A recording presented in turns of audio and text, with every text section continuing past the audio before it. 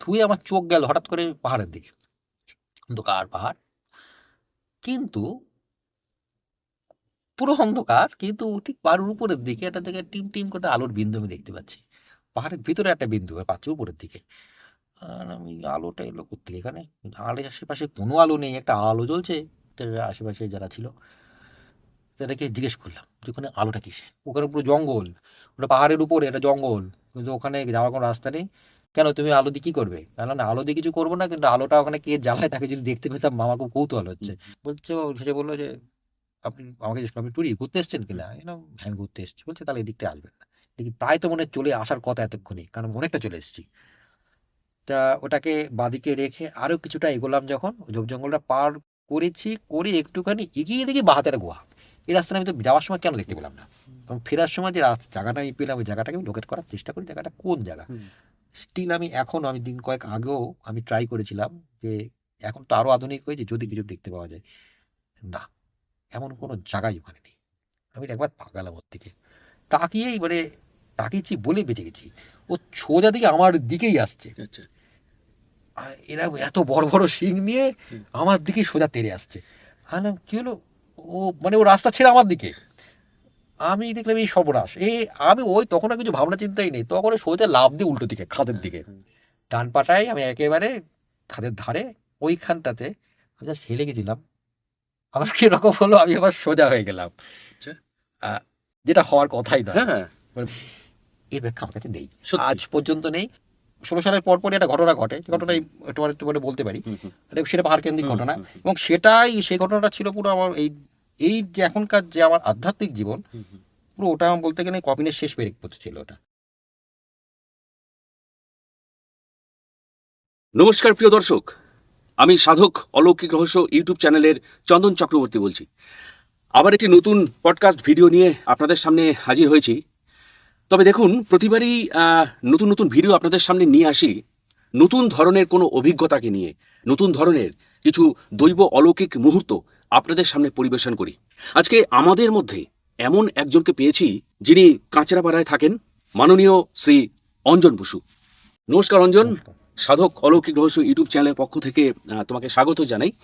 অঞ্জন পাহাড় খুব ভালোবাসে। পাহাড় তার কাছে একেবারে বন্ধুর মতো। সে জীবনে বারে বারে ছুটে গেছে পাহাড়ে, আর সেখানেই চলার পথে চলতে চলতে ঘটেছে তার দৈব অলৌকিক অভিজ্ঞতার সঞ্চয়। আমরা যেটাকে বলি হয়তো পাহাড়কে ভালো লাগে, পাহাড়ে ঘুরতে গেলাম, কিন্তু সেইখানে গিয়ে শুধুমাত্র প্রাকৃতিক সৌন্দর্য দেখার মধ্যে থেকেও কিভাবে দেবতা বা ঈশ্বরের সন্ধান তোমার জীবনে প্রবেশ করেছিল, সেটা যদি আমাদের আজকে এখানে বলো। সেবার আমার ট্যুরটা এরকমই ছিল, অদ্ভুত। মানে উত্তরহীন বিভিন্ন ঘটনার ট্যুর। কেদার থেকে আমরা নেমে আসি। নেমে এসে এবার বদ্রি যাওয়ার পালা। তা যাক, গাড়িতে করে বদ্রি পৌঁছালাম। বদ্রি পৌঁছে বদ্রিতে তখন একটা দুটো হোটেল বোধহয় ছিল, বাকি সব ধর্মশালা। তো যাকে একটা জায়গায় জুটলো থাকার জায়গা, থাকলাম। মানে ওখানে ছিলাম তখন। যেতে যেতে বিকেল মতো, দুপুর বিকেল হয়ে গেছিল, সন্ধে গড়িয়ে, সন্ধে নামবে নামবে। তা ওখানে খেয়ে দিয়ে সবাই রেস্ট নিচ্ছে।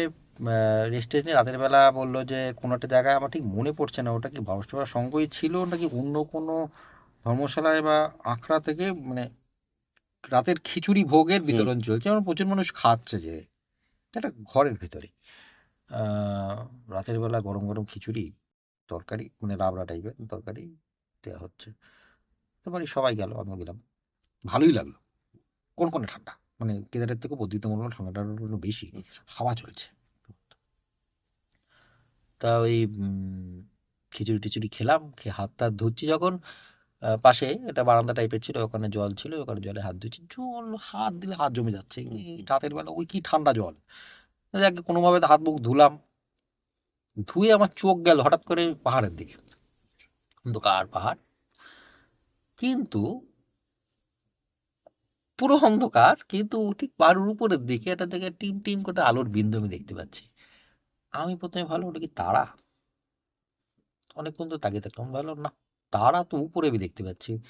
এটা তো পাহাড় আমি না দেখতে পেলেও ওই যে কালো বিষয়টা, ওটা ওই কন্ট্রাস্টটাই বুঝতে পারছি, ওটা পাহাড়ের ভিতরে একটা বিন্দু পাচ্ছি উপরের দিকে। আর আমি আলোটা এলো কোত্থেকে এখানে? আলোর আশেপাশে কোনো আলো নেই, একটা আলো জ্বলছে। তাই আমি কয়েকজনকে ছোটবেলা থেকে যেহেতু হিন্দিটা আমার ভাষাই ছিল, হুম, ছোটবেলা থেকে হিন্দি বলা পড়ানো শেখানো হয়েছিল, লেখাপড়াটা, হিন্দিটা পারতাম। তো আশেপাশে যারা ছিল তাদেরকে জিজ্ঞেস করলাম যে ওখানে আলোটা কিসের? তো ম্যাক্সিমামই হচ্ছে দেখুন টুরিস্ট। হুম, ওরা কি করে জানবে? ওরা বলছে আমরা তো ঘুরতে এসেছি জানি না। লোকাল কাউকে জিজ্ঞেস করতে বলল। তা লোকাল যাদেরকে যারা খাবার পরিবেশন করছিল তাদেরকে ধরলাম যে ওখানে কি আছে? বলছে ওইখানে ওখানে কিছু নেই। ওখানে নেই তো ওর আলোটা জ্বলছে কেন? কিসের আলোটা? তো বলছে ওখানে আলো জ্বলছে, কেউ হয়তো আলো জ্বালিয়েছে, আলো জ্বলছে ওই জন্য। তবে ওখানে কিছু নেই। বললাম, কিছু নেই তাহলে যে জ্বালিয়েছে সেখানে আছে কেন? ওখানে কিছু তো আছে। বলছে ওরকম নয়। বললাম ওরকম নয় মানে ওখানে ওখানে যাওয়ার রাস্তা কোথায়? বলছে ওখানে যাওয়ার রাস্তা নেই। যাওয়ার রাস্তা নেই তো গেল কি করে? হ্যাঁ, তখন আমি ছোট, হুম, হুম, এরকম আমার উত্তর পছন্দ হচ্ছে না আমার। হুম, হুম।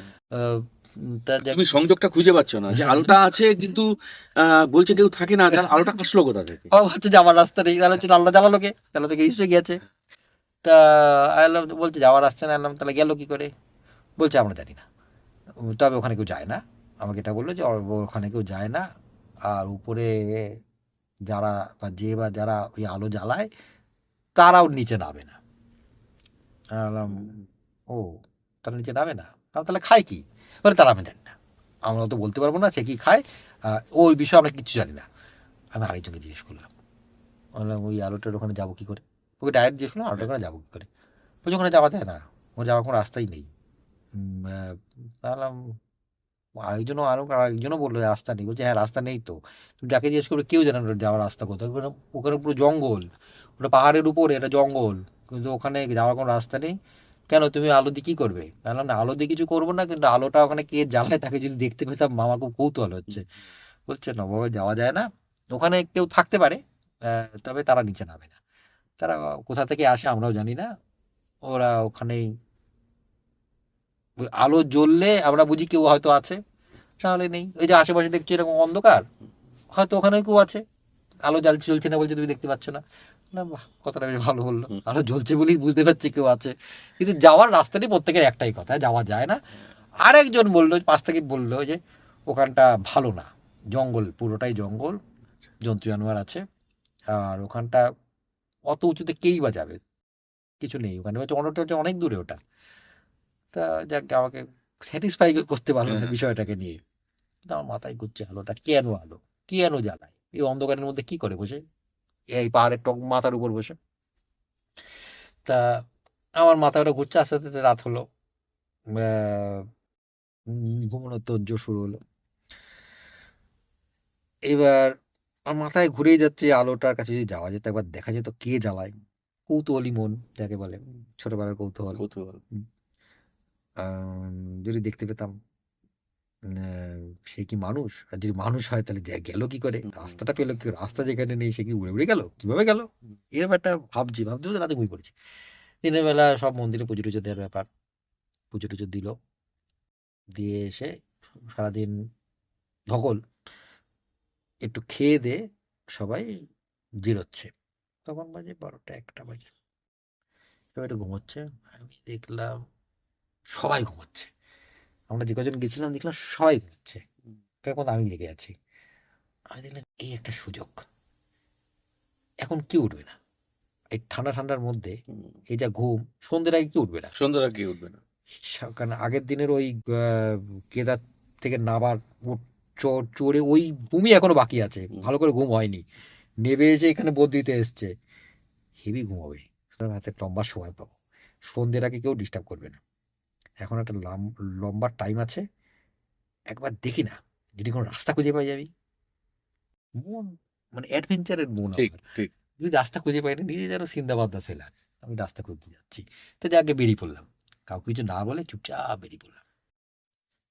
বেরিয়ে পড়ে মাঝখান থেকে অলকানন্দা বয়ে যাচ্ছে, রাস্তাটাকে ঘুরে মন্দিরের সামনে দিয়ে দিয়ে বাদিক দিয়ে আমি আর যেতে যেতে তাকাতে তাকাতে যাচ্ছি যে কোথায় দিয়ে আমার দিকটা মনে আছে, ওইখানে আমি দেখেছি। সুতরাং ওইখানে পৌঁছানোর রাস্তাটা কোথা দিয়ে উঠেছে, মানে কোনো একটা সাইড দিয়ে তো উঠবে উপরে। তা খুঁজছি যাচ্ছি, তো রাস্তা কোনোটাই দেখি উপরে যায় না। সবই ওই পাহাড়ের ঢালে নিচের হুম। দিকটাতে রাস্তার পাশে দোকান বা ধর্মশালা এভাবে হয়ে রয়েছে। কোনো জায়গায় কোনো রাস্তা বলে কিছু নেই। এভাবে যাচ্ছি, ওগুলোকে ডান দিকে রেখে, এবার অলকানন্দাকে বাঁ দিকে রেখে আমি হেঁটেই যাচ্ছি, হেঁটেই আস্তে দোকানপাট কমছে। কমছে আস্তে, আস্তে দোকানপাট কমেই গেল। দু একটা বাড়ি, স্থানীয় বাড়ি চোখে পড়লো, কম। আস্তে, আস্তে সেটাও কমে গেল। হুম। এরপরে দেখছি এবার লোকজনই নেই। মানে রাস্তায় আমি একাই হাঁটছি। জনবিরল অবস্থা। কিচ্ছু নেই। মানে মন্দির ছাড়িয়ে কিছুটা আসার পর থেকে আর লোকই নেই। লোক আসলে কমতে আর তারপর লোকটাই খুঁজে পেলাম না। আমি একাই হাঁটছি। রাস্তাটাও ভাঙাচোরা। মানে বুঝলাম এদিকে যাতায়াত নেই কারো, হুম। ওখান থেকে বাড়িঘর নেই। তা আমি এরকম হাঁটতে একটা জায়গায় ডান হাতে আমি পেলাম একটা খালি একটা পেলাম আমি। আচ্ছা। তখন আমি দেখলাম ওটা কিছু পাথুরে সিঁড়ি আছে। হ্যাঁ, এভাবে ওই রাস্তাটা একটু সামনে দেখছি ভাঙাচোরা, মানে বসতি নেই বলে যা হয়, রাস্তাটা যাতায়াতও কম। তা ডান দিকে একটা ফালি পেলাম হঠাৎ করে, একটু প্রশস্ত ফালি পেলাম, একটু সিঁড়ি আছে, একটু ভাঙাচোরার মতো সিঁড়ি আছে, সিঁড়ির মতো ধাপে ধাপে উঠে গেছে উপরে। এবং পিছন ফিরে দেখলাম আরেকজন, মানে ওই বাঁক নিয়ে হ্যাঁ। জলের একটা ছেলে আসছে আমার পিছনে, কেন আচ্ছা। একজনকে তো পাওয়া গেছে। তাকেও আমি একই কথা জিজ্ঞেস করলাম যে ওইখানটা যাবো কি করে। বলছে ওখানে, আমাকে দিয়ে কিছুক্ষণ তাকিয়ে থাকলো, তারপরে বলছে না ওখানে যাওয়া যায় না। কেন যাবেন ওখানে? বললাম না আমার খুব কৌতূহল, ওখানে একটা লাইট দেখেছি রাতের বেলা। এই লাইট দেখেছেন রাতের বেলা? হ্যাঁ। ওখানে তো কেউ থাকে না। বললাম না, লাইট জ্বলেছে। অনেকক্ষণ ভাবলো, বলছে তাহলে তো বলতে পারবো না। ওখানে কেউ থাকে না, ওখানে জঙ্গল, পাহাড় আর জঙ্গলই আছে, ওখানে ওখানে কিছু নেই। আপনি লাইট দেখেছেন, কেন দেখেছেন আমি জানি না, তবে ওখানে যাওয়া যায় না, যাওয়ার কোনো রাস্তাই নেই ওখানে। তাহলে আমি কেন এই সিঁড়িতে যাচ্ছে, যে উপরে পাহাড়ের দিকে উঠছে, এখান থেকে ভাবে কোনোভাবে যাওয়া যায় না। বলছি এই সিঁড়ি থেকে আপনি শেষ হয়ে যাবে আমার বাড়ির পাশে, আমি আমার বাড়িতে জল নিয়ে যাচ্ছি, আহ, এখানেই শেষ এই সিঁড়িটা। ও বলে বলছে, ও শেষে বললো যে আপনি আমাকে জিজ্ঞেস করলেন, আপনি ট্যুরি ঘুরতে এসেছেন হুম। কিনা? হ্যাঁ আমি ঘুরতে এসেছি। বলছে তাহলে এদিকটা আসবেন না, এদিকে কিছু নেই, এদিকে বাড়িঘর কিচ্ছু নেই, এ আমরাই লাস্ট। মন্দিরের দিকে থাকুন, স্যার হারিয়ে যাবেন। পাশে খোলা নদী, হ্যাঁ, যেহেতু হ্যাঁ। বলছে নদীর পাশে নদী রয়েছে, হারিয়ে যাবেন, এই যাবেন না এই পাশটাতে, চেনেন না, মন্দিরের কাছে থাকুন। বলে ও হাঁটতে হাঁটতে ওই সিঁড়িতে ওটা শুরু করলো। আমি কিছুক্ষণ ওখানে চুপচাপ দাঁড়িয়ে থাকলাম, যে কী করবো। সবাই বারণ করছে, সবার বারণ, মানে সবাই যখন বারণ করছে, যেটা বারণটা শুনবো, জীবনে তো কারো বারণ শুনিনি। তাহলে এইবারই বা কেন শুনতে যাবো? তো আমার কেন টানছে কেন ওই জায়গাটা? হ্যাঁ। আমাকে দেখতে বলছে, কি জানি আমি কোনো ভাষা খুঁজে পাচ্ছি না। না, এর পিছন যাই। দেখি না কতদূর যাই। হাতে যখন টাইম আছে, বাড়িতে যখন সবাই, মানে হোটেলে যখন সবাই ঘুমোচ্ছে, আমাকে কেউ তাড়া করার কেউ নেই। সুতরাং আমি নিশ্চিন্তে ওর পিছু করে ওঠা শুরু করলাম। উঠছি, ও উঠছে। ও ঘুরে দেখলো। বলছে, তোমাকে বারণ করলাম এদিকে আসতে, এদিকে রাস্তা নেই। আর আমি এমনি যাচ্ছি। ও বুঝলো ওর কথা আমি শুনবো না। ও কি বুঝলো ওই জানে। ও বাঁকনি দিয়ে কিছুক্ষণ ওঠার পরে দেখলাম ও বাঁ হাতে বেঁকে গেল। আমি বাঁ হাতে গিয়ে দেখলাম একটা রাস্তা ফালি নিচের দিকে নেমে গেছে, মানে ওখানে একটা বাড়ি আছে দেখলাম, ছোট ছোট ছোট পাহাড়ি বাড়ি। আনা বললে এখানে তো ওর বাড়ি আছে সত্যি। আনাম সিঁড়িটা তখনও উপরে বাকি। আলাম তাই না, দেখি না সিঁড়িটা কতদূর যায়। আমি আর টুক করে সিঁড়িতে উপরে ওঠা শুরু করলাম। পাথরের সিঁড়ি। হ্যাঁ। সিঁড়ি বলছি ঠিকই, ধাপ আছে বলে পাথরই পরপর ভাঙা, মানে পাথর দিয়ে পরপর সাজানো, কিংবা পাথর ভেঙে ভেঙে হয়তো বানিয়েছে। তা যত উপরে উঠছি তত দেখছি মানে সিঁড়িটা বুজে আসছে, মানে ঝোপ জঙ্গলে, আচ্ছা। পাহাড়ি ঝোপ জঙ্গলে বুজে আসছে, সেইটা উপর দিকটাও ভেঙে ভেঙে গেছে। আর একটু দেখি সেটা কিছুক্ষণ আর একটু ওঠার পর দেখলাম না, সত্যি রাস্তাটা শেষ। ও রাস্তাটা পাহাড়েই মিলিয়ে গেল, পাহাড়ের পাথরের সাথে মিলিয়ে গেল। মানে বুঝলাম ওই পাহাড় কেটেই সিঁড়ি বানানো, হুম। ওদের সুবিধার্থে ওরা বানিয়েছে। তখন অনেকটা পাহাড় রাস্তা থেকে অনেকটা উপরে উঠে এসেছে, দূরে মন্দির দেখতে পাচ্ছি অনেকটা উপরে। তখন হুম। আমি সিঁড়ি দিয়ে উঠেছি বলে এলাম, এবার কি করবো? আমার কাছে দুটোই পথ, এই সিঁড়িতে সোজা নেমে গিয়ে যে পথ দিয়ে এসেছিলাম সেই পথ দিকে আমার যেখানে হোটেল সেখানে চলে যাওয়া, আর না হলে আমি যে লক্ষ্যে বেরিয়েছি সেটা হচ্ছে এখান থেকে সোজা আমাকে বাদিক বরাবর সোজা এই পাহাড় ধরেই হাঁটা শুরু করতে হবে, হুম। তবেই ওখানে পৌঁছতে পারবো। ওই দিকটাকে আমি মনে রেখেছি, যে ওই পাহাড়টার ওইখানটাতে। আমি এতটা যখন চলে এলাম, আধেকটা রাস্তাতে আমি চলেই এসেছি, মানে পাহাড়টা খোঁজার রাস্তায় পাহাড় উঠে পড়েছি। হুম। এবার তো ওই পাহাড়ে খালি পৌঁছানো। হ্যাঁ, হ্যাঁ, হয়ে যাক। দেখি না কি আছে। আচ্ছা। জীবনে ১ম পাহাড় চড়ছি। হ্যাঁ, কেদারে পাহাড় চড়েছি। একটা রাস্তা ছিল। হ্যাঁ। এবার হচ্ছে সত্যি কথা বলতে পাহাড় চড়াই যাকে বলে। কোনো রাস্তাই নেই। সোজা লেফট রাইট করতে, করতে পাহাড়ের উপর দিয়ে হাঁটা শুরু করে দিলাম। আচ্ছা। এবার পাহাড়ের ঢাল যেহেতু, এরম ঢালের মধ্যে দিয়ে হাঁটতে গেলে যেরমভাবে হাঁটতে হবে, হুম। ঠিক সেভাবেই পাথুরে রাস্তা, ঝোপ জঙ্গল, ওর ভিতর দিয়ে গটগট করতে, করতে হাঁটা শুরু করলাম। মনে ভরপুর উত্তেজনা। আচ্ছা। মানে কিন্তু ঝরে, ঝরে পড়ছে তখন। যে আমি এক্সপ্লোর করতে যাচ্ছি। কি আছে ওখানে? রীতিমতো ছুটছি তখন আমি। আচ্ছা। যাকগে সে পাহাড় ভাঙছি, একটার পর একটা পাহাড় ভাঙতে, ভাঙতে দিক করতে, করতে যাচ্ছি। রাস্তা অদ্ভুত সুন্দর। মানে জঙ্গল, সে আদিম জঙ্গল। হুম। একেবারে ঘন জঙ্গল। কেউ কোনোদিন যেন আসেনি। রাস্তাই নেই, পাও পড়েনি। একেবারে ঘাস যেন মখমল। নরম ঘাস। যেখানে, যেখানে ঘাস সেখানে নরম ঘাস, নাহলে পাথর তো পাথর। গাছগুলো সেই পুরনো গোড়ায়, গোড়ায় সে শ্যাওলা জমে গেছে। অনেক দিনে বেশ কিছু এমন জায়গায় দেখলাম এখানে সূর্য আলো ঢোকে না। মানে অন্ধকার, স্যাঁতস্যাঁতে একটা আচ্ছা, অন্ধকার আচ্ছা। ব্যাপার একটা। আর ওখান দিয়ে রীতিমতো ঠান্ডা হাওয়া ঢুকছে। আচ্ছা। ওখানে ওই জায়গাগুলো যখন ক্রস করছে রীতিমতো ঠান্ডা লাগছে। আবার যখন রোদের মধ্যে ঢুকছি তখন ঠিক আছে। আবার অনেকটা উপরে আছে যেহেতু ঠান্ডা হাওয়া হুম, ভালো হুম, বইছে হুম। উপরে। এরকম করতে, করতে বিভিন্ন প্রাকৃতিক দৃশ্য দেখতে, দেখতে যাচ্ছি। বেশিরভাগই জঙ্গল। হুম, জঙ্গলের মধ্যে দিয়ে যেহেতু হুম, যাচ্ছি। কিন্তু এখনো চোখ বন্ধ করলে সেই প্রাকৃতিক দৃশ্যগুলো ভালো লাগে আমার। হুম, যে হুম, এই আদিমতাটা আমার খুব ভালো লাগে। হুম, জঙ্গলের এই আদিমতাটা। হুম। মানে প্রকৃতি ওখানে নিবিড়, ঠিক, নিজের মতো। ঠিক। তা আমার ওর মধ্যে দিয়ে আমি হাঁটছি। বেশ কিছু পাখি দেখতে পেয়েছি। পাখি আমি চিনি না। এখনো চিনতে পারি না। আর বেশ কিছু পোকা দেখতে পেয়েছি। রং-বেরঙের পোকা দেখতে আচ্ছা, পেয়েছি। আচ্ছা, আচ্ছা। দারুণ, দারুণ দেখতে। সাপ মনে হয় না দেখেছি বলে মনে পড়ে না। হয়তো থাকতেও পারে, আমার চোখে হ্যাঁ। পড়েনি। কিন্তু পোকা আর পাখি আমি দেখেছি। ওদেরকে দেখতে ঝোপ জঙ্গল দেখতে, দেখতে আর এই দিক ধরে আমি হ্যাঁ। উঠছি, নামছি, উঠছি, নামছি এরমভাবে যাচ্ছি। কটা পাহাড় টপকেছি আমার মনে নেই। মানে পাহাড় টপকানো মানে উপর দিয়ে টপকানো না। না, না। পাহাড়ের ঢাল ধরে, ধরে ধরে, ধরে বেরোচ্ছি। হাঁটি।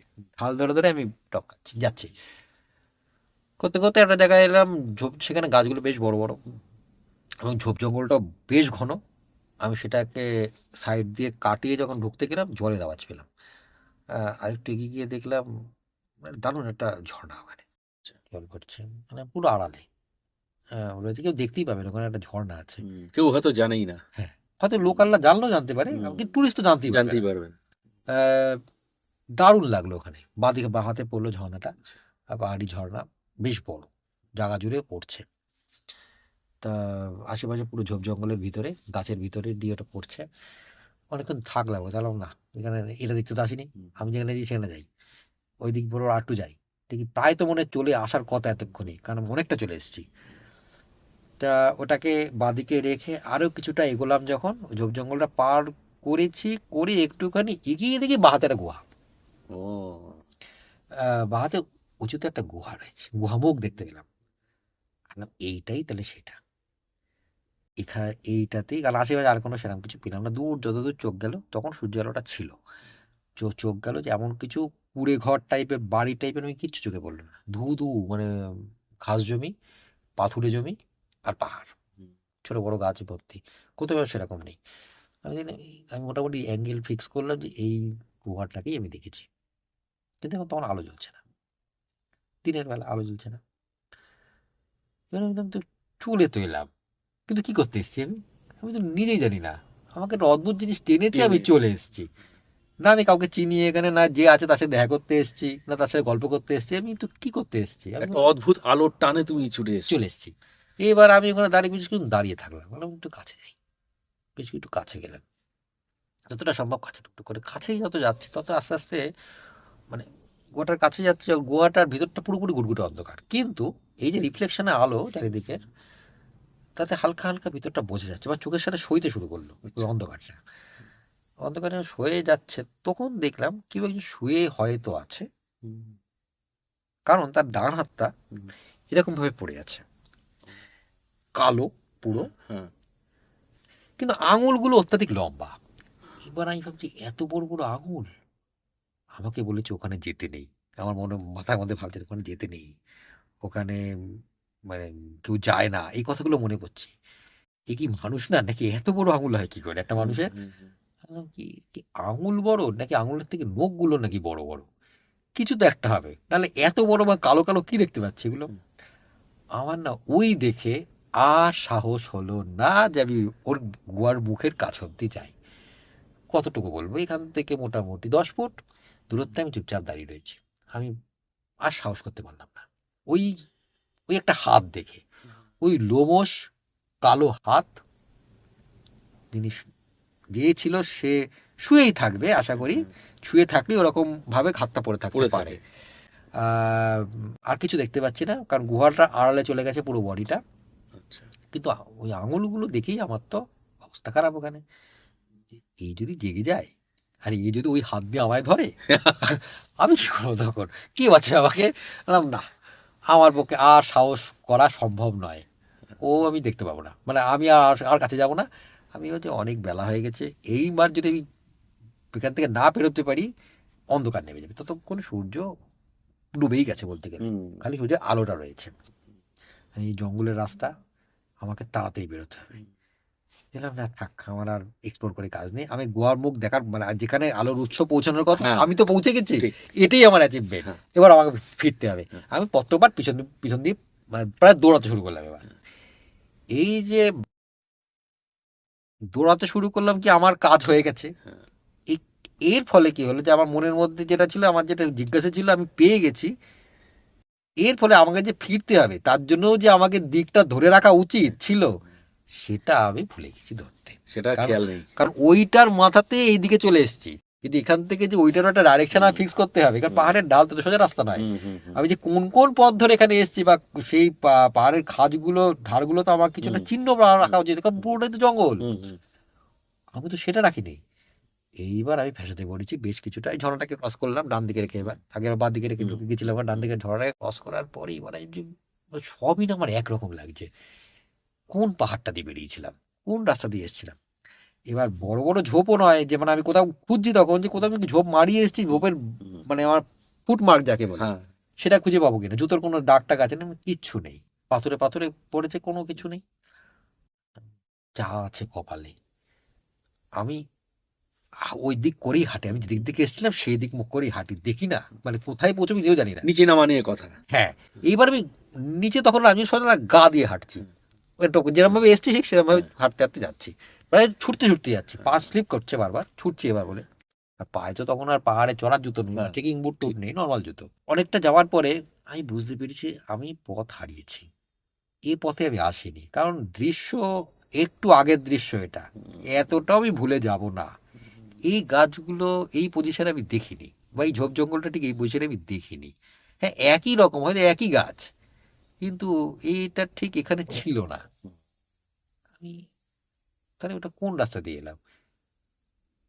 দূরে বাঁদিকে তখন না আমি অলকানন্দা দেখতে পাচ্ছি। বেশ। আলাম, অলকানন্দ যদি দূরে ওইখানে থাকে, অলকানন্দাকে তখন আমি ডান দিকে রেখে এসেছি, হুম, এখন অলকানন্দা বাঁদিকে ফিরছি যেহেতু, হুম, হুম। তাহলে সেই রাস্তাটা গেল কোথায়? পাহাড় কি সরে যেতে পারে নাকি এরম তাড়াতাড়ি? আমি তো এমন অনেক আগেও এসেছি, তা না একটু আগে এসেছি, কিন্তু এই রাস্তাতে তো আমি আসিনি। যাকে যা আছে কপালে, আমার কিছু মাথায় ঢুকছে না তখন, মাথা গুলিয়ে গেছে তখন। তখন ততক্ষণে সন্ধে অনেকটাই নেমে গেছে, প্রায় আলো অনেকটাই পড়ে গেছে। আমি আরো তখন আমি ঝোপ জঙ্গলের গাছের আড়ালে চলে এসেছি, আরো অন্ধকার আরো তো। অন্ধকার। ভয় পাচ্ছি জন্তু জানোয়ারও থাকবে, এদিকে ঝিঝি পোকার ডাকও শুরু হয়ে গেছে। ওখান ডাক্তার তো আছেই। যাকে হ্যাঁ। তা আমি না রীতিমতো এবার ছুটছি, এইবার আমি রীতিমতো ভয় পাচ্ছি এবং নিজের মতো টেনশন শুরু হয়ে গেছে এবার। হুম, তো এবার এই ফিরবো কি করে? কিছুটা এরকম ভাবে যাওয়ার পর ঠিক করলাম যে না, অনেক হয়েছে, এভাবে যেতে যেতে আমি কতদূর যাবো, হুম, গা ধরে ধরে আমি কোথায় পৌঁছবো আমি তো বুঝতে পারছি না। আমি যে পজিশনে তখন গিয়ে দাঁড়ালাম, হুম, হুম। ভাবলাম আমি এখান থেকে নিচে নামবো ঢাল ধরে, যেখানে যেখানে পৌঁছে আমি অলকানন্দার আওয়াজ শুনতে পাচ্ছি, ওইটাকে ধরেই আমি এগোবো। ওখানে কোথাও না কোথাও গিয়ে আমি তো অলকানন্দার কাছ অব্দি পৌঁছাবো, সেখান থেকে আমি ওই নদীর গা ধরে আমি গিয়ে পারলে অব্দি পৌঁছাবো, কিন্তু আমাকে এখান থেকে এই অবস্থায় পাহাড় থেকে নামতেই যাবে। এরপরে পাহাড়ে থাকা যাবে না, কারণ অন্ধকার নেমে এসেছে পুরোপুরি। আমি নিচে নামা শুরু করলাম, নিচে নামছি নামছি নামছি। এইখানে ঘটনাটা হচ্ছে, আমার যাওয়ার সময় স্মৃতিটা বেশ কিছুটা মনে আছে, ফেরাটা না এইখান থেকে আমার কোনো স্মৃতি নেই। আচ্ছা। এই জায়গাটার স্মৃতিটা পুরো ব্ল্যাঙ্ক আমার কাছে। এমন না যে অন্ধকার হয়ে গেছে বলে আমি দেখতে পাইনি বলে ব্ল্যাঙ্ক, না না, আমার কোনো অ্যাক্টিভিটি মনেই নেই ওখানে। আমি যখন থেকে মনে করলাম রাস্তা হারিয়েছি, যখন থেকে মনে করলাম যে এই পাশে ঝোপ জঙ্গল আমি যেটা দেখে এসেছি এটা সেটা হুম। নয়, এটা পরিবর্তিত অন্য কিছু, অন্য কোনো রাস্তা। তখন থেকে আমার পুরো ব্ল্যাঙ্ক। আহ, এরপর আমার স্মৃতিটা হচ্ছে আমি পাহাড় থেকে নেমে পড়ে সামনে একটা বড় খোলা জায়গা পেয়েছি, উঠোন টাইপের, আচ্ছা। বড়, কারোর বাড়ির উঠোন অত বড় হয় না, একটা বড় জায়গা, হুম, বেশ খোলা জায়গা, হুম, হুম। মাঝখানে বেদির মতো করা, আচ্ছা। 3টে ধাপ করা আছে, বেদিটা গোল গোল গোল গোল বেদি, বেশ কিছু বাড়ি আছে, ছোট ছোট ছোট ছোট পাহাড়, পাথুরে বাড়ি, পাথর দিয়ে তৈরি হুম, করা হুম, বাড়ি হুম। আছে, পুরো জনশূন্য, কেউ নেই, ঠিক দুটো বাচ্চা, একটি বাচ্চা ছেলে একটি বাচ্চা মেয়ে খেলে বেড়াচ্ছে ওখানে। আমি বললাম, আমি ওদেরকে দেখে একটু সাহস পেলাম, যাক মানুষ পেয়েছে, এবং আমি নিচে নেমেছি, হ্যাঁ। পাহাড় ছেড়ে নিচে নেমেছি। আমি ওদেরকে জিজ্ঞেস করতে যাবো যে কোন দিকে মন্দির, হুম। বাচ্চা মেয়েটা খেলতে খেলতে আমাদের হাতে এরকম ডানাটা তুলে দেখিয়ে দিল এদিকটা। আচ্ছা। হ্যাঁ, ওই দিক দেখিয়েছি, মানে ওই দিকেই হবে, এটা স্থানীয়। হুম, হুম। আমি সোজা ওখান থেকে ওই দিক বরাবর হাঁটা শুরু করলাম, মানে হেঁটেছি হয়তো মিনিট 3-4, হুম। দেখলাম মন্দিরের সামনে দিয়ে বেরোচ্ছি আমি। না, বাহ! আচ্ছা, এইবার এসে দেখি বেশ হুলস্থুল কাণ্ড, আহ, সব বেশ ছোটাছুটি করছে, আমাকে একটা লোক দেখে, দেখতে পেয়েই না ও হঠাৎ করে আমাকে বলছে, "খো গেছে?" আমি বললাম, "না তো, আমি কেন খো যাবো?" বলছি, "জলদি আইয়ে।" বলছে, আমার হাত ধরে আমাকে টানতে টানতে নিয়ে গেল। সে তো আমাকে তারপরে তুলে দিল, মানে বিচ্ছিরি কাণ্ড। বাবা হুম, ভেবেছিল আমি নাকি হারিয়ে গেছি। হুম, আমার দিদির সাথে কথা হলো পরে, বাবা ভেবেছিল আমি নাকি হারিয়ে গেছি। ও সব খোঁজাখুঁজি শুরু করে হুম, দিয়েছিল। কপালে বিস্তর মার জুটেছিল হুম, বাড়িতে। হুম, হুম, মানে ওটাই, যেখানে হুম, প্রচুর হুম, খুব হুম, কান্নাকাটি করছিল। কিন্তু পরবর্তীতে আ আমি ওই জায়গাটাকে, তখন তো ম্যাপ ট্যাপ অত ব্যাপারটাই, গুগল ম্যাপ ট্যাপ ছিল হুম, না, এটা 2002 এর ঘটনা।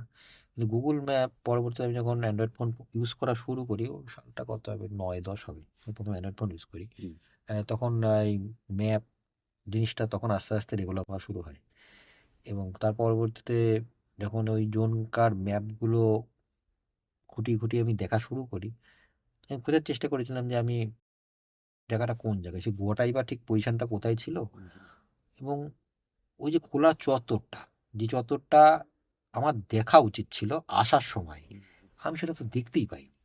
আমি এটা ভাঙাচোরা সিঁড়ি দিয়ে উঠেছিলাম, কোনো জায়গা না পেয়ে। হুম, যদি এত সুন্দর একটা প্রশস্ত চওড়া জায়গার ভিতর দিয়ে আমি সেখানে পৌঁছতে পারি, মন্দিরের রাস্তার উপর হুম, এসে আসতে পারি, তাহলে তো আমার সেখান দিয়ে যাওয়ার কথা ছিল। ঠিক। আমি এতটা ভেঙে চুরে এতটা ঘুরে আমি যেতে যাবো কেন? এই রাস্তাটা আমি তো যাওয়ার সময় কেন দেখতে হুম, পেলাম না? এবং ফেরার সময় যে জায়গাটা আমি পেলাম, ওই জায়গাটাকে আমি লোকেট করার চেষ্টা করি, জায়গাটা কোন জায়গা। হুম। স্টিল আমি এখনও, আমি দিন কয়েক আগেও আমি ট্রাই করেছিলাম যে এখন তো আরো আধুনিক হয়েছে, যদি কিছু দেখতে পাওয়া যায়। না, এমন কোনো জায়গাই ওখানে নেই, পুরোটাই পাহাড়। ওই নামা রাস্তাটার মধ্যেই একটা অদ্ভুত কিছু পট পরিবর্তন ওখানে মুহূর্তে পট হয়েছে। পরিবর্তন মুহূর্তে হয়েছে, এবং অতিলৌকিক কিছু ব্যবস্থাপনা করা হয়েছে যাতে তোমার অসুবিধা না হয়। হতে পারে, হুম। তাও হতে পারে, আমার যেটা এবং তারপরে ওই বাচ্চা মেয়েটি তোমাকে দিক নির্দেশ করলো। হ্যাঁ, হুম, একটি ছেলে একটি মেয়ে খেলছে, আর কেউ নেই জায়গাতে, এবং সে আমাকে বলে দিল ওদিকে। তারা খেলা থামায়নি, অবশ্যই, আমাকে জাস্ট মুখে কোনো কথাও বললো না, খালি আঙুল দিয়ে ইশারাই দেখিয়ে দিল ওইদিকে, ডান দিকে চলে যাও। অবশ্যই, অবশ্যই। আমি কিছু বলতে হলো না, চলে গেলাম। হয়তো হাঁটতে হাঁটতে বেরিয়ে গেলাম, এবং ওই মন্দিরের রাস্তায় পড়ে গেলাম। এই সেটা পরে অনেকবার ভেবেছি, জায়গাটা কোন জায়গা ছিল, জায়গাটা এত বড় জায়গা আমি ওভারলুক করে চলে গেলাম, যখন এত পর পর আমি দেখতে দেখতে যাচ্ছি, যখন হুম, রাস্তা হুম। খুঁজছি, এত বড় একটা চওড়া প্রশস্ত রাস্তা আমি খুঁজেই পেলাম না। কিন্তু আমার ভুল হয়েছিল যে আমি যদি পরের দিন আরেকবার ট্রাই করতে, কিন্তু সেই সাহস আমার আর হয়নি। সেদিনই যেহেতু যে কাণ্ড ঘটে গেল, তারপর আর সেটা হয় না, হয় না। আসলে প্রিয় দর্শক, অঞ্জনের সঙ্গে সেদিন যেটা ঘটেছিল 2002 সালে, সে কিন্তু সেখানে থেমে থাকেনি, এবং ও চেষ্টা করেছে যে পরবর্তীকালে ও বলল যে কয়েকদিন আগেও আমি এটা লোকেট করার চেষ্টা করেছি কিন্তু পারিনি। সে কিন্তু যুক্তি খোঁজার চেষ্টা করেছে, কোনো একটা যে মিসিং লিঙ্ক, সেই মিসিং লিঙ্কটা ও কিন্তু খুঁজে বার করার এবং চেষ্টা আমার করেছে। নাবার কেন স্মৃতিটা নেই আমি সেটাও বুঝতে পারি। হ্যাঁ, এবং ওটাও কিন্তু একটা বড় ব্যাপার, যে নামাজ স্মৃতিটা নেই কেন। আসলে সব কিছুই তো তার হাতের তালুর মধ্যে রেখে তিনি করাচ্ছেন। সব কিছুই আমাদের বোঝবার নয়, সব কিছুই আমাদের জানবার নয়, হয়তো শুধু জানাতে চায় না জানাতে বিষয়টা। চান না, শুধু আমাদের ওই একটিই কথা, পরিত্রাণ পেলেই তো হলো। তিনি সেই মহাপরিত্রাতা, পরম করুণাময়। আচ্ছা অঞ্জন, আসলে পাহাড়ময় তোমার জীবন, এবং পাহাড়ে ঘুরেই তোমার এই জীবন কাটানো, এখন পরবর্তীকালে আমার মনে হয় যে ঘটনাগুলো তোমার জীবনে ঘটেছে, দৈব অলৌকিক ঘটনা, নিশ্চয়ই সেটা পাহাড় কেন্দ্রিকই হবে। তা এরপরে যদি বলো কি কি ঘটেছে একটু আমাদের। না না, শুধুমাত্র পাহাড় কেন্দ্রিক তাও নয়, সমতলেও ঘটনা আছে আচ্ছা টুকটাক। আচ্ছা বাড়ির আশেপাশেও এমন অনেক ঘটনাই, টুকটাক ছোটোখাটো ঘটনা আমার সাথে ঘটেওছে। আচ্ছা। তবে হ্যাঁ, পাহাড়ের ঘটনা যেখান থেকে আজকের আমার এই পথ চলা, হুম, মানে বিগত যে বছর কয়েক আগে যে করোনা পিরিয়ড গেল, হুম, ওই টাইমের আগে থেকে আমার মধ্যে একটা অদ্ভুত শিফটিং আসে। আচ্ছা, এবং তার আগেই এই ঘটনা যেগুলো বলছি, এগুলো সব তার আগের ঘটনা। হুম, হুম, এবং তার পরবর্তীতে আমার জীবন তত্ত্ব একটু অন্যদিকেই চলে যায়। আচ্ছা, এবং এই সেটাই বলছিলাম যে তার রূপরেখাটা এই ঘটনাগুলো দিয়েই তৈরি করা হয়। হ্যাঁ, হ্যাঁ, এরকমই ঘটনা একটা আরো একটু এটা আরো পরের ঘটনা। এটা ২০০০ বোধহয় ১০ সাল হবে। তখন আমি যেহেতু পাহাড় ভালোবাসি, আ তখন ভেবেছিলাম তাহলে পাহাড়ই চড়ি। সবাই টিভিতে দেখতাম লোকে পাহাড় চড়ছে। আরো বেশ গভীরে যাচ্ছে হুম, পাহাড়ে। হুম, আর আমার পাহাড় মনে করতো যে ওই পাহাড়ের পিছনে কি আছে? আচ্ছা, যেটা দেখতে পাচ্ছি না। ও আচ্ছা, নিশ্চয়ই কিছু আছে ওখানে পিছনে। আ অদ্ভুত একটা টান থাকতো। পাহাড় কেমন সত্যি খুব, মানে পাহাড় যেন আমাকে খুব ভালোবাসে। হ্যাঁ, আমিও পাহাড় মানে সবসময় দেখি। এক পায়ে কারণ ঘোরা বলতে আমি পাহাড়ই বুঝি। অন্য কিছু ভালো লাগে না। পাহাড় আর জঙ্গল একসাথে থাকবে, ওহ! দারুণ ব্যাপার। তো যাকগে, তা পাহাড় এরকমভাবে পাহাড় চড়ার মতো অনেক জায়গায় খোঁজখবর নেওয়ার পরে এক বন্ধুর দাদাকে পেলাম। আ সে বলল, "তোর তো কোনো কোর্স করা নেই। তুই একটু কোর্স করে নে, তাহলে সুবিধা হবে। মিনিমাম রক কোর্স তো কর।" উম আমি বললাম, "কিচ্ছু করব না। আমি না করেই যাবো।" বলছে, "ওভাবে যাবি?" তা যাকগে, বলছে যে, "ঠিক আছে, এটা ছোটখাটো কর আগে।" আ এটা ২০০৮ সাল। আচ্ছা, "ছোটখাটো কর আগে, দেখি। যদি মনে হয় তুই পারবি, তাহলে পরবর্তীতে দেখব।" তো আমাকে নিয়ে গেছিল একটা দুটো জায়গায়, ১ম এ সিকিমে। হুম, তো সেখানে আমার পারফরম্যান্স দেখে তার খুব ভালো লেগেছিল। তারপরে তো সে আমাকে ছাড়েনি। সেই ২০১০ সাল সেটা। তা হঠাৎ করে মনে হলো যে একটু গোচালা করি। গোচালা হচ্ছে এই জংড়ি গোচালা। হুম, এটা কাঞ্চনজঙ্ঘা পুরনো বেস ক্যাম্প এটা। আগে যখন কাঞ্চনজঙ্ঘা সিকিম হয়ে অ্যাপ্রোচ করা হতো, তখন এখানে বেস ক্যাম্প করা হতো কাঞ্চনজঙ্ঘা ক্লাইম্ব করার জন্য। আ এখন ওটা নেপাল হয়েই ক্লাইম্ব হয়। এই রাস্তাটার রুটটা বন্ধ করে দেওয়া হয়েছে। কিন্তু ব্রিটিশ পিরিয়ডে এখান থেকেই যতবার ক্লাইম্ব হয়েছে এই রুট থেকেই হুম, হয়েছে। তো গোচলা থেকেই মানে বলতে গেলে লোকে, যাদের পক্ষে সম্ভব নয় কাঞ্চনজঙ্ঘা কাছ থেকে দেখা, তাদের ওই দার্জিলিংই ভরসা। আ কিংবা একটু এগোতে পারলে পিলিং থেকে ভরসা। তার বেশি সাধারণ মানুষ পারে না। হুম, হুম, কিন্তু সত্যি কথা বলতে কাঞ্চনজঙ্ঘাকে যদি ঢিলছোড়া দূরত্বে দেখতে হয়, তাহলে এই গোচালা। আচ্ছা, রীতিমতো মানে বলছি, যে কারোর ওখানে যদি চোখ বেঁধে তুলে দিয়ে চোখ খুলে দেওয়া হয়, ওখানে কিছুক্ষণের জন্য শ্বাস বন্ধ হয়ে যাবে। ওই কাঞ্চনজঙ্ঘা এত বড় একটা পাহাড়কে এত কাছ থেকে দেখার রীতিমতো বুঝে উঠতে পারবে না যে কোথায় দাঁড়িয়ে রয়েছে। অদ্ভুত, মানে সে জায়গায় মানে ওখানে না পৌঁছালে কি বলতে পারবে, মানে ২৭০ ডিগ্রি অ্যাঙ্গেলে সব নাম করা সব পিক, আচ্ছা, যেগুলো ভূগোল বইতে ছোটবেলায় পড়েছি, সেগুলো পরপর দাঁড়িয়ে রয়েছে। আর মাঝখানে সে বিরাট আকায় কাঞ্চনজঙ্ঘা এইটা বিউটিফুল রূপ নিয়ে দাঁড়িয়ে রয়েছে এত কাছ থেকে, মানে একটা ঢিল ছুড়বো এদিকে পড়বে।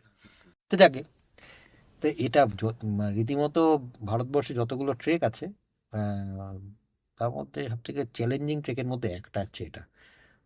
মানে প্রচণ্ডই পরিশ্রম এই ট্রেকে, কারণ কন্টিনিউ নিচে নামতে হবে, আবার উপরে উঠতে হবে, অনেকটা ওঠার পর আবার নিচে নামবে, পুরো নিচে নামতে হবে, আচ্ছা, কারণ একটা করে নদী আছে, নদীতে ব্রিজ ক্রস করতে হয়, আবার আরো উপরে উপরে উঠতে হবে, মানে প্রত্যেকবার একটা করে ব্রিজ ক্রস হবে আর একটু উপরে উঠতে হবে, আবার পুরোটাই নিচে নেমে যেতে হয়, বাবা, আবার পুরোটা উপরে উঠবে, এইভাবে কন্টিনিউ ৪খানায় মনে হয় ব্রিজ আছে ক্রস করতে।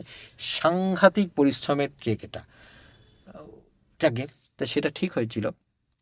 তো এটা ঠিক হওয়াতে আমরা গেছিলাম হচ্ছে এক দু লিডার লিডার যে ছিল, মানে ওই দাদা, আমার বন্ধুর দাদা, ও ছিল, আহ, আরো দুজন ছিল। হ্যাঁ, ৪জন মিলে আমরা উম, পথ চলছি, আহ, পাহাড়ের গা দিয়ে সরু পথ যাচ্ছি, যত উপরে উঠছি পথ সরু। তা সিকিম নেপালের দিকে একটা সমস্যা আছে, ওটা আগেও ফেস করেছি, দেখেছি, ইয়াকের সমস্যা। ইয়াকে এটা আর কোথাও নেই। বড্ড চওড়া ফিগার, ভালো ওগুলো, লোমশ ফিগার, সব ঠিক আছে, ও দেখলে ভয় লাগে ওর শিংগুলো, বড্ড বড় বড় বাঁকানো শিং, কিন্তু ওরা কিছু করে না, খুব শান্ত প্রকৃতির। সমস্যা হয়ে যায় এই সরু রাস্তার মধ্যে, ইয়াকের একটা স্বভাব হচ্ছে, ইয়াক যে রাস্তা ধরে রাস্তা ছাড়ে না, ওই রাস্তাতে সোজা নামে, সোজা নামবে বা সোজা উঠবে, ও রাস্তার থেকে সরতে চায় না। এবং ওকে খুব বাধা দিলে ও তখন যায় রেগে, তখন ও আক্রমণ করে। আর শিং দেয়, ও অত বড় শিং, এ একটা খোঁচা খেলে হয়েছে কাজ, মানে হালকা পুশ করলেই শেষ শেষ। ওখানে। কারণ আমাদের এখানকার গরুগুলো শিং ওর কাছে পাত্তাই পাবে না, যথেষ্ট চওড়া চওড়া, 4 ইঞ্চি 5 ইঞ্চি একটা থিকনেস তার এই শিংগুলো, এরা মোটা মোটা শিং। আর যেগুলো একটু পুরুষ হয়, এবার আর একটু এজেড হয়, তাদের শিংগুলো আরো দেখবার মতো, মানে রীতিমতো আগেকার দিনে হয়তো ওইগুলোকেই হয়তো ঘরে সাজাতো। সত্যিই সুন্দর, বড় বড় শিং সব, ভালো লাগে। কিন্তু ওদের এই স্বভাবটা এটা। এবারে সেই উঠছি উঠছি, একদিকে খাদ, সরু 2 ফুট 2.5 ফুটের রাস্তা, আর একদিকে খাড়া পাহাড়, দিক দূর থেকে 3টে ইয়াক আসছে। আর সর্বনাশ, মানে যেখানে ভূতের বয় সেখানে মানে সন্ধ্যা হয়, এ তো সর্বনাশের জিনিস। আর চেহারাও সেরকম, একটা চেহারা তার মধ্যে একটু একটু ওদের তুলনায় কম, আমার 3টে ধরলে হয়তো হবে, কিন্তু ওদের তুলনায় একটু কম। কিন্তু বাকি দুটো চেহারাও সেরকম, আর পিছনে যেটা আছে তার চেহারা সবচেয়ে কম। আমি বুঝলাম এই বোধ হয় পুরুষ বা সর্দারের চেহারা, সেরকম সিং, সেরকম চেহারা, চওড়া চেহারা, পুরো রাস্তা জুড়ে আসছে। আমি দেখি খুব ভয় পাই, কারণ এরা তো রাস্তা আটকানো যাবে, রাস্তা আটকালিয়ে গুতবে, আর এই গুতলে কোথায় গিয়ে পড়বো, একদিকে খাড়া খাদ নেমে গেছে, তা উপায় নেই। তখন আমাদের পাহাড়ের নিয়ম হচ্ছে, এরভাবে সিচুয়েশনে পড়ে গেলে পিছনে যে রুকস্যাকটা থাকে, ওটাকে ওই দিকে ওদের দিকে মুখ করে পাহাড়ের দিকে আড়াল করে দাঁড়াতে হয়, যাতে যদি ওরা মারবে, কারণ মারে ওরা, তাহলে রুকস্যাকে মারুক, ছিড়ুক ফাটুক, রুকস্যাক যাবে, বডি কিছু হবে না। মানে পিঠের ভারটা যেন খাদের দিকে না থাকে। আরেকটা এটা হচ্ছে আরেকটা, যে খাদের দিক করে কখনো রেস্ট নিতে গেলে, দাঁড়াতে গেলে খাদের দিক করে ভারী রুকস্যাক নিয়ে দাঁড়াতে নেই। যদি কখনো পা ফসকায়, পা স্লিপ করে বা ঝুড়ো পাথরের মধ্যে থাকে, যদি একবার বেসামাল হয়ে যায়, রুকস্যাক পুরো লোডটা টেনে নেবে। এই দুটো জিনিস আছে। কিন্তু ইয়াকের জন্য হচ্ছে তোমাকে যেতে হবে হচ্ছে, হয় পাহাড় চড়ে, যদি ডান দিকে মানে ডাদিক বাদিক যেদিকেই পাহাড় থাকুক সেদিকে চড়ে যেতে পারলে যাও, বা খাদের দিকে যদি কিছুটা নামার জায়গা থেকে নেমে যাও, যদি রাস্তা খুব সরু থাকে। আর না হলে যে কোনো এভাবে হোক নিজের বডিকে রুকস্যাক দিয়ে বাঁচাও, যাতে ও গোতালে যেন রুকস্যাকের উপর দিয়ে যায়। তা আমাদের ডান দিকে ছিল খাড়াই পাহাড়, ওঠার কোনো প্রশ্নই নেই, উঠতে পারবো না। আর হঠাৎ করে বাঁক দিয়ে সামনে দেখছি চলে এসছে, দূর থেকে দেখতে পেলে একটা কথা ছিল, হঠাৎ করে এই সামনে চলে এসছে, আর জায়গা নেই, উঠবো কি করে, উঠবার খাড়া ছিল ওটা। আর এই পাশে একদম খাদ বাঁ দিকে, তো দিক দিয়ে নেওয়া যাবেই না, অসম্ভব, ও নামলে সোজা চলে যাবো নিচে। তা আমার থেকে আগে যে ছিল, সে পাশে একটা ছোট্ট জায়গা পেয়ে গেছিল, বাঁ দিকে একটা পাথর পেয়ে গেছিল, ও ঠিক ওটার উপর দাঁড়িয়ে পড়েছে। আমি ভাবছি আমি তাড়াতাড়ি করি, যেটা ওটার উপর পৌঁছানো যায়, পারলাম না। 3টে মানে সামনেরটা ক্রস করে ফেলেছে, ওকে ক্রস করে আমি আর যেতে পারবো না। এবার আমার কাছে উপায় নেই, আমার পিছনে যে 2জন, ওটা যথেষ্ট নিচে রয়েছে, ওদের ওখানে একটা পাথর, ওরা কোনো মতে একটা জায়গা পেয়েছে, 2জন মিলে কোনোভাবে সেটে যাবে, মানে বিপদ সীমার বাইরে আছে। হ্যাঁ, মানে কোন বাইরে ওটাও নয়, কিন্তু তবু আমি মাঝখানে গেছি পরে। আমার আমি নিচে নামবো, তো ওরা দুটো জায়গা পাবে না, ওদের ওখানে একজনের জায়গায় যে করবার 2জনে শেয়ার করছে, আর তত করে একদম সামনে আমি সোজা ঘুরে গেলাম। তখন আর উপায় নেই, পাহাড়ের দিকে ঘুরে গেলাম, রিক্সাটাকে ওদের দিকে মুখ করে। প্রথমটা বেরিয়ে গেল, ব্যাগকে ঘষে বেরিয়ে চলে গেলাম, জায়গা একটা গেল, করবো না। পরের জন আসছে, পরের জন্য একটু চওড়া ফিগার, ব্যাগটাকে গুঁতো মারলো, মানে বডিতেই গুঁতোটা লাগলো, ও মারেনি, ও গুঁতো লেগে সোজা দেখলাম বেরিয়ে চলে গেল। এবার 3 নম্বরটাও সেভাবেই বেরোবে, আমার এটাই আশা। 3 নম্বরটা যে বেরোবে, তার আগে একবার তাকিয়ে, মানে একটু তফাতে ছিল, আমি একবার তাকালাম ওর দিকে, তাকিয়েই মানে তাকিয়েছি বলে বেঁচে গেছি, ও সোজা দিকে আমার দিকেই আসছে। এরা এত বড় বড় শিং নিয়ে আমার দিকেই সোজা তেড়ে আসছে। আনলাম কি হলো, ও মানে ও রাস্তা ছেড়ে আমার দিকে, আমি দেখলাম এই সর্বনাশ। আমি ওই তখন আর কিছু ভাবনা চিন্তাই নেই, তখন সোজা লাফ দিয়ে উল্টো দিকে খাদের দিকে, যেদিকে দাঁড়াতেই নেই রিক্সাক নিয়ে, আমি কিন্তু আমার উপায় নেই আমার কাছে কোনো, আমি ওদিকে সোজা এক লাফে ওদিকে, যেই ঘুরেছি সেই দেখি সে পুরো মাথা ঘুরিয়ে আমার দিকে পুরো, এই সেরেছে, মানে এ তো আমাকেই টার্গেট করেছে। আর তখন আমার কাছে আর ওই পাশে যাওয়ার জায়গা নেই, কারণ ও রাস্তা আটকে দিয়েছে। সামনে আমার সামনে এত বড় একটা মুখ, এত বড় শিং নিয়ে, আমি কোনো আর উপায় নেই, আমি একেবারে খাদের ধারে, আমি আস্তে আস্তে সরে এলাম খাদের দিকে, আর জায়গা নেই, এবার নিচে একটা পাই রয়েছে আমার, সাপোর্টে, স্যাক পিছনে, হুম। আর একটা বা বাইরে। এই সময় ও এরকম পুরো মাথা নিচু করে এই একটা মারলো। আমার এই হাতে তখন একটা, এখন একটা এই বালা আছে, হুম, এই বালাটার আগে একটা কারুকার্য করা বালা ছিল, হুম, হুম, আমার এক বান্ধবী গিফট করেছিল, হুম, সেটা পড়তাম এখানে। মারছে যখন, আমাকে তো আটকাতেই যাবে, হুম, স্বাভাবিক প্রতিক্রিয়া, হুম, ওটা হুম, দিতেই তো হবে। আমিও কোনোভাবে এরকম ভাবে হুম, ওর শিংটা, এত মোটা শিং, চওড়া শিং, এত বড় শিংটাকে এরকম ভাবে আটকালাম, হুম, মারলো কি ধাম করে, হুম, এইরকম মারলো, আমি পুরো পিছনে হেলে গেলাম। হেলে গেছি, বডি তো আমার বাইরে, হুম। ব্যাগ বাইরে, ব্যাগ বাইরে, বডির অর্ধাংশ বাইরে, কারণ একটা পা তো যেহেতু ভর শুনে কেন্দ্র পুরো বাইরে বাইরে। বাইরে, হুম, আমি পিছনে হেলে গেছি। একটাই খালি পা রয়েছে, এই আমার হুম, ডান পাটা, ডান পাটায় আমি একেবারে খাদের ধারে ওইখানটাতে জাস্ট হেলে গেছিলাম। আমার কিরকম হলো, আমি আবার সোজা হয়ে গেলাম, আচ্ছা, যেটা হওয়ার কথাই নয়, হ্যাঁ, মানে ভারে আমার পিছনে চলে যাওয়ার কথা, হ্যাঁ। আমি আবার কেমন যেন সোজা হয়ে গেলাম, মানে পিছন দিকে বললো, বলে সোজা সোজা হয়ে গেলাম। শুধু হলাম না, আমি আবার ডান পা দিয়ে পুরো রাউন্ড খেয়ে গেলাম, মানে আচ্ছা, লাফাতে লাফাতে হ্যাঁ, লাফাতে তো হ্যাঁ, পুরো ঘুরে গেলাম। আহ, ওই একটা পয়েন্টের উপরে, মানে পরে দেখেছিলাম একটা ছোট্ট এইটুকু পয়েন্টের উপরে পায়ের খালি টোটা রয়েছে আমার, আচ্ছা, ওই টোটার উপর দাঁড়িয়ে আমি পুরো 360 ডিগ্রি পুরো, মানে ওই যে পুশটা করলো, হ্যাঁ, হ্যাঁ, ওই পুশটার জন্য আমি প্রথমে হিললাম, সোজা হলাম, হ্যাঁ, দেন ঘোরা ঘোরা শুরু করলাম। আচ্ছা, মানে যাকে বলে এই যে শক্তিটা প্রয়োগ হলো, ওটাকে পুরো নিউট্রালাইজ করার জন্য পুরো ঘটনাটাই ঘটলো, আমি পুরো 360 ডিগ্রি ঘুরে গেলাম, লাফাতে লাফাতে লাফাতে আচ্ছা, লাফাতে আচ্ছা, আচ্ছা, সোজা ঘুরে আবার দাঁড়িয়ে পড়লাম, ওর মতো বেরিয়ে চলে গেলাম। বাহ, আমি বললাম, এত ভালো ব্যালেন্স আমার! তখন যখন খাদের দিকে তাকিয়েছে না, বুক ছ্যাঁত করে উঠেছে, হুম, মানে পুরো খারাপ। আমি দাঁড়িয়ে গেলাম কি করে, এটা কি করে হলো? আমি পড়তে গিয়ে সোজা দাঁড়িয়ে গেলাম, সুন্দর এত পিঠে বোঝা নিয়ে আমি সোজা ঘুরে ওর সামনে আমি দাঁড়িয়ে পড়লাম এরভাবে, ও তো বেরিয়ে চলে গেল। সামনের জনের তো অবস্থা খারাপ, মানে হুম, মুখ তার একেবারে ফ্যাকাশে, হুম, হুম। তোমাকে তো দেখতে পাচ্ছি পুরোটাই ও একেবারে সামনে থেকে হ্যাঁ, দেখছে। হ্যাঁ, আর পিছনে আমার যে দাদা ছিলেন এবং ওর হুম, বন্ধু, হুম, আমার চারজনের আর বাকি দুজন, মুখ পুরো হতভম্ব, থমথমে, হুম, মানে ওরা ধরেই নিয়েছে, ও দুপক্ষ হুম, সামনের জন্য হুম, পিছনের জন ধরে নিয়েছে, ওরা দেখি কোশেষ, হুম, হুম। ওই বাঁচার কোনো রাস্তা নেই, কারণ স্বাভাবিক বুদ্ধিতে এটা হয় না। বাঁচা যায় না, ওরকম হয় না, কারণ এইটুকু জায়গা পুরো রাস্তাটা জুড়ে ও দাঁড়িয়ে রয়েছে, ও আমি একটা খাদের দিকে সোজা হেলে যাচ্ছিল, সোজা হয়ে গেলাম, ঘুরে দাঁড়িয়ে পড়লাম। এর ব্যাখ্যা আমার কাছে নেই, সত্যি। আজ পর্যন্ত নেই। হ্যাঁ, তবে কি, হাতে সেই যে বালাটা ছিল, সেই বালাটা পুরো দুমড়ে মুচড়ে তুবড়ে গেছিল, এবং এবং বালাটার প্রেশারটা আমার হাতের কবজির উপরে এসে পড়ে, হ্যাঁ, এই জন্য কবজির হালকা একটা ব্যথা ছিল, এই ব্যথাটা আমার আচ্ছা, ছিল দিন 4-5 ছিল, হুম, আরও ঠান্ডা বলে ব্যথাটা ছিল, ওখানে হুম, পরে হুম, ঠান্ডা হুম, বলে, হুম, কিন্তু 3-4 ছিল, তবে ওটা ভোগাইনি হয়। কিন্তু আমি পরে ভাবলাম, ওর শিংটা মোটামুটি 4 ইঞ্চির উপরে চওড়া, হুম, মানে বিরাট বড় শিং, হুম। ও আমাকে পুরো শিং দিয়ে এরকম গুঁতোটা মারলো। আর এই বালাটার কতটুকু থিকনেস হতে পারে, হুম। এরকম থিকনেসের বালা ছিল, এর মধ্যে দিয়ে ঢুকিয়ে তো আমাকে টেনে আনা সম্ভব নয়।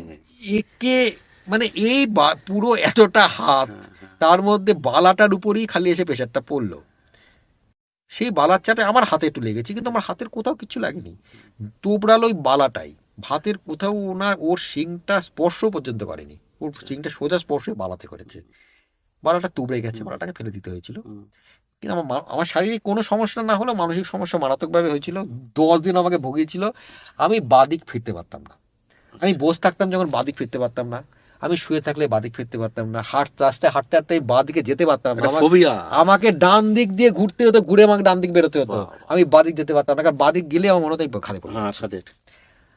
ওই সময় ফ্লুকে আমি বেঁচে গেছি, কিভাবে বেঁচেছি আমি জানি না, বেগে সোজা হয়ে গেছি, ঘুরে দাঁড়িয়ে গেছি, কিভাবে হয়েছে আমি জানি না, কিন্তু ওর সিমটমটা দেখা গেল তার পর দিন থেকে যে আমি বাদিক করতে তার পারছি মানে না, কারণ কতটা বাস্তব ছিল সেই ঘটনাটা। আমি খালি দেখলেই বাদিক ঘুরলেই মনে হতো আমি খালি এই পড়ে হেলে পড়ে, সেই হেলাটা আমার খালি আমার মাথায় আসতো যে আমি হেলে তো পড়ে যাচ্ছি, কিন্তু ওখান থেকে আমি দাঁড়িয়ে গেছি। তার মানে সেদিনকে তোমাকে বাঁচালেন সেই পরমেশ্বর। তাই না, মানে তখন তো এগুলো আমি মানতাম না, বিশ্বাস করতাম না, এসব নিয়ে কিছুই না ছিলামই না, মানে এই পর এই ঘটনা তুমি কোনো কোনো ক্ষেত্রে যিনি অবাস্তব বলবেন, অবৈজ্ঞানিক বলবেন, আজগুবি বলবেন, তাকেও এই ঘটনা ভাবতে বাধ্য করবে যে এটা কি করে সম্ভব।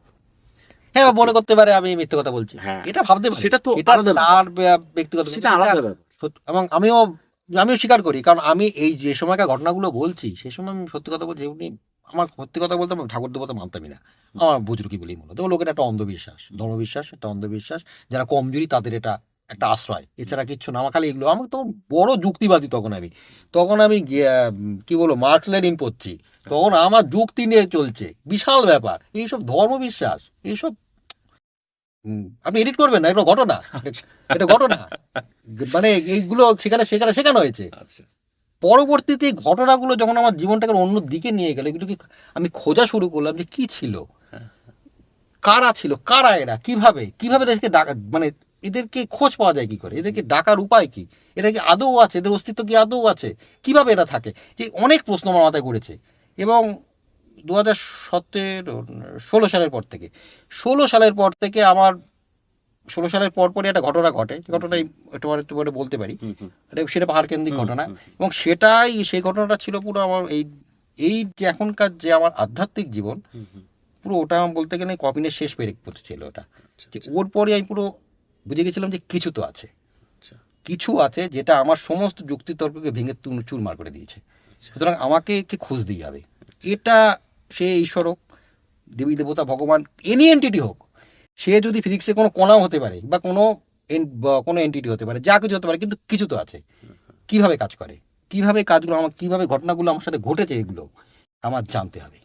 তো সুতরাং এগুলো পরবর্তী বললাম না, আমার এই এই যে আধ্যাত্মিক জীবনে আছে রূপরেখা, এই ঘটনাগুলো তৈরি করেছে। ঠিক। আরও কিছু ঘটনা আছে, কিন্তু তবে সেখান থেকে আমি অল্প অল্প মানে যতটুকু বলা যায় আমি সেগুলোই বলছি। তো সুতরাং এই সিকিমের সেই গোচালার ঘটনাটা এরকম একটা ঘটনা, এর আমি ব্যাখ্যা পাইনি।